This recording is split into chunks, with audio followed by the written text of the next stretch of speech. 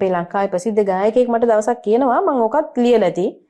මේ ඒකෙන් තමයි මම ඒක ගැන මේ අලුතෙන්ම හිතන්න පටන් ගත්තා. එහෙම අයත් ඉන්නවනේ කියලා. මම ඇහුවා මේ අයියේ ඔයාට දුවෙක් ඉන්නවා කියලා ඔච්චර ලොකු දුවෙක් ඉන්නවා කියලා මම දන්නේ නැහැ කියලා. එතකොට කිව්වා මම කව ෆොටෝ එකක්වත් දාලා නැහැනේ කොහෙවත් කියලා. එතන මේ මිනිස්සයා කියනවා මේ නංගි මේ මම කැමතියි මගේ දුවගේ ෆොටෝ දාන්න. මම කැමතියි. හැබැයි මගේ දරුවා ලොකු වෙලා කැමති වෙයිද දන්නේ නැහැ. එයාගේ පුංචි කාලේ රූපේ ලෝකෙට පෙන්නන්න. අපි තේරුම් ගන්න ඕන එක දෙයක් තියෙනවා ගැමුණු. අපි ඉන්ටර්නෙට් එකට දාන ෆොටෝ එකක් හෝ දත්තයක් හෝ දැනුමක් මොනවා හරි දෙයක්. ඔය කියන්නේ ඔය දැන් ලීක් වෙන වීඩියෝ හරි. අපි අයින් කරලා කොච්චර අයින් කරත් දැම්මා කියන්නේ දැම්මා. ඒක මේ ලෝකේ කොහේ හෝ තියෙනවා.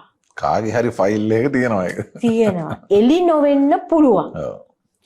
වීඩියෝ අපි සමාජගත කරන හෝ අපි අන්තර්ජාල ගත කරන ඕනම දත්තයක් කවදාකවත් සම්පූර්ණයෙන් විනාශ කළ නොහැක.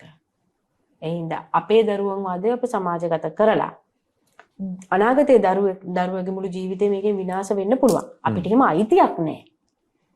අපිට එහෙම අයිතියක් නැහැ.